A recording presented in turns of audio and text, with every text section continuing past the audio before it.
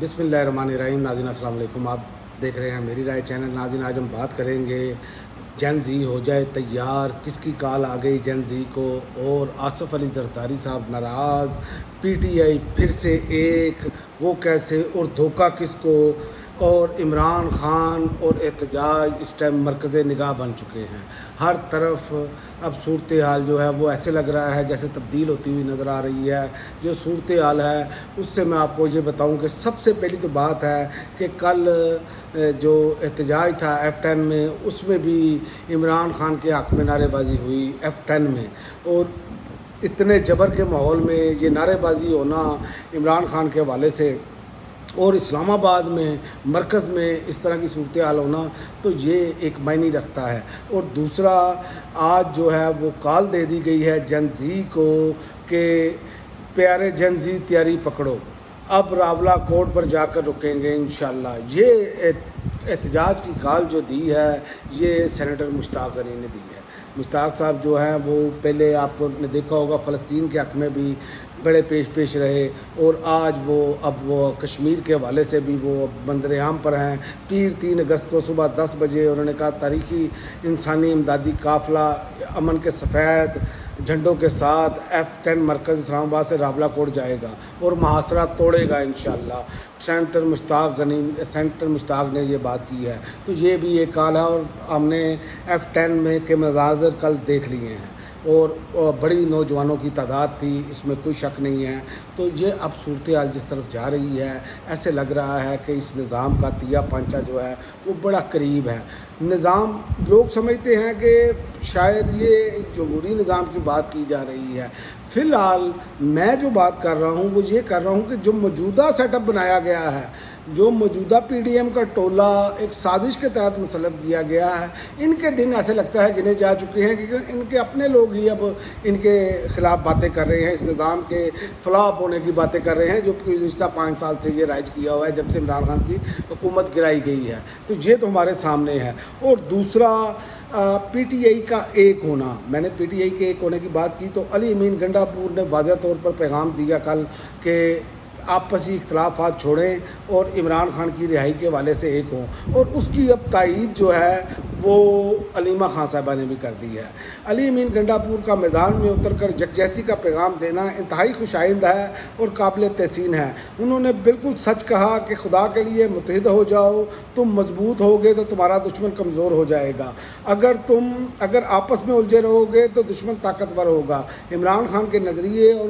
اسی کی جدوجہد کو کامیابی تک پہنچانے کے لیے تمام ساتھیوں کا ایک پیج پر ہونا لازمی ہے، اس لیے ایسی تمام تحفظات کو بھول کر جو ہے وہ ایک ہو جائیں۔ یہ اب علیمہ خان نے بھی ٹویٹ کر کے کہہ دیا ہے۔ تو اس سے ایسے لگ رہا ہے کہ اندرونی اختلافات ختم کرنے کی کوشش کی جا رہی ہے، اور فوکس سارے کا سارا جو ہے وہ احتجاجی تحریک اور عمران خان کی رہائی پر ہے، اور اس کے آثار بھی نظر آ رہے ہیں، کیونکہ جیسے علیمہ خان کو پذیرائی ملی کے پی کے میں، کے پی کے لوگوں نے بھرپور استقبال کیا عمران خان کی بہن ہونے کے ناطے، کیونکہ وہ سیاسی لیڈر تو نہیں ہے لیکن وہ عمران خان کے لیے گئی، تو کے پی کے لوگوں نے ثابت کیا کہ عمران خان کے لیے وہ آج بھی اسی طرح کھڑے ہیں۔ تو صورتحال یہ ہے۔ اور دوسری جانب خوف کا جو معاملہ ہے وہ اس لیول پر چلا گیا ہے کہ اب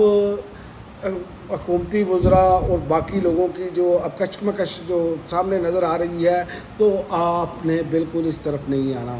آپ نے ان کی نورا کشتی کی طرف توجہ نہیں دینی۔ وزیر داخلہ اور نون لیگ کے وزراء کی باہمی نوک جھونک جو ہے وہ ایک سستا ڈرامہ مجھے لگ رہا ہے، تاکہ 5 اگست پشاور جلسے سے عوام کا دھیان ہٹایا جا سکے، اور عوام جو ہے وہ ایسے سمجھے کہ یہ جو نورا کشتی ہے یہ اصل میں کشتی ہو رہی ہے۔ تو اس حوالے سے یہ خوف زدہ ہیں، اور تمام جو پی ٹی آئی کے لوگ ہیں اور قوم ہے، ان کی اس چالوں کو، اس نظام کی سمجھیں کہ کیسے یہ جیسے ہی کوئی تحریک یا کوئی موومنٹ شروع ہونے لگتی ہے تو یہ معاملات سامنے آنا شروع ہو جاتے ہیں ان کے، تو ان کو سمجھنا چاہیے، اور تمام تر توجہ جو ہے ان کو اپنی تحریک کی جانب رکھنی چاہیے، اور اتحاد ان کے لیے سب سے بڑا خوف ہے۔ جب آپ جڑیں گے ان کا خوف، یہ گرتا ہوا نظام آپ کو نظر آئے گا، اس کے علاوہ کوئی معاملہ نہیں ہے۔ اور دوسرا،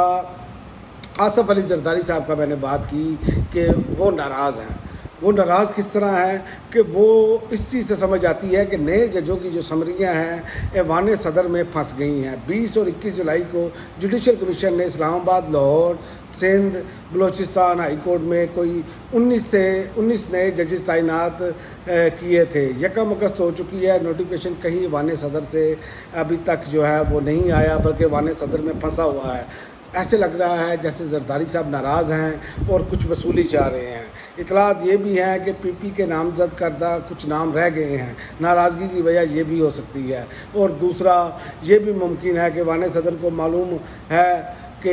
معاملہ جو ہے وہ کچھ لے دے کہ ہم جتنا کچھ لے سکتے ہیں وہ لے لیں یا کوئی اپنا مطالبہ تسلیم کروا لیں، کیونکہ یہ تو سب کو معلوم ہے کہ ایوان صدر تاخیر تو کر سکتا ہے لیکن اسے روک نہیں سکتا۔ تو اب دیکھتے ہیں کہ یہ آنے والے دنوں میں کیا کرتے ہیں، کیونکہ نظام نے ان کو ڈرایا گیا ہے اور اس کے بدلے میں اب 28ویں ترمیم بھی آنی ہے اور یہ سارا کچھ آپ کو ہوتا ہوا نظر آئے گا اگر یہ نظام آگے چلتا ہے۔ لیکن ہر دو صورتوں میں نون لیگ اور پیپلز پارٹی کے لیے یہ کوئی اچھے سمٹمز نہیں ہیں، اچھے نتائج نہیں آئیں گے اس کے، کیونکہ دیکھیں ایک بڑی جماعت جو ہے وہ تو ویسے زیر تاب رہ کر وہ تو عادی ہو چکے ہیں پی ٹی آئی والے، تو جب ان کی باری آئے گی تو انہیں تو عادت ہی نہیں ہے اس طرح کا جبر برداشت کرنے کی۔ اگر ایسا ہوا تو پھر یہ کیا کریں گے؟ تو لہٰذا آئندہ آنے والے دن جو ہیں، اگست کا مہینہ انتہائی اہم ہے، یہ رخ تعین ضرور کر دے گا کہ ماحول اب کس طرف جانا ہے۔ لیکن ابھی تک جو گراؤنڈ ریئلٹی ہے وہ یہی ہے کہ ماحول یہ بننا شروع ہو گیا ہے کہ احتجاج شروع ہو رہے ہیں۔ کشمیر دیکھ لیں، آپ کے پی دیکھ لیں، اور آپ کو آئندہ آنے والے دنوں میں تاجر برادری اور باقی لوگ بھی اٹھتے ہوئے نظر آئیں گے، کسان نظر آئیں گے، کیونکہ اس حکومت نے یہ بالکل کسی قسم کا بھی جو ہے وہ کسی بھی طبقے کو ریلیف نہیں دیا سوائے اشرافیہ کے چند لوگوں کو۔ تو یہ صورتحال ہے، دیکھتے ہیں آئندہ آنے والے دنوں میں کیا ہوتا ہے۔ لیکن ان ساری چیزوں کی اس ٹائم توجہ مرکز جو ہے وہ عمران خان ہے، کیونکہ تمام لوگ جتنے بھی طبقات ہیں وہ یہ سمجھتے ہیں کہ عمران خان کے باہر آنے سے ان کا زور ٹوٹے گا، اس کے علاوہ نہیں ٹوٹے گا۔ تو اس لیے توجہ کا مرکز جو ہے وہ اب سب کے لیے عمران خان ہو چکا ہے۔ اب تک کے لیے ناظرین اتنا ہی، اگلی ویڈیو تک اجازت دیں، اللہ حافظ۔